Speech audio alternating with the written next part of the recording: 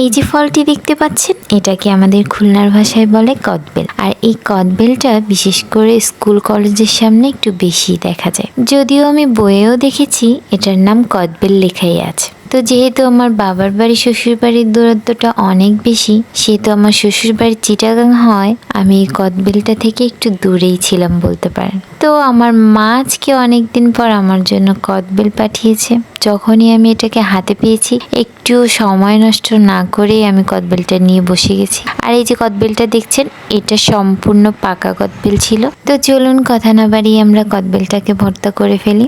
By the way, আমার শাশুড়ি কিন্তু এই কদবেলটা আগে চিনতো না। আমার বিয়ের পর যখন সে আমাদের বাসায় গিয়েছিল তখন আমাদের বাসায় এই কদবেলটা সে দেখতে পায়। দেখার পর যখন জিজ্ঞেস করে তখন তাকে এই কদবেলটা ভর্তা করে খাওয়ানো হয়। যদিও সে খুব মজা পেয়েছিল, তখন থেকেই সে কদবেলের ভক্ত হয়ে গেছে। আর আজকে যখন আমি ভর্তা করেছি সে প্রায় অনেকখানি কদবেল খেয়েছে, যদিও আমি একটু ঝাল বেশি দিয়েই কদবেলটাকে ভর্তা করেছিলাম।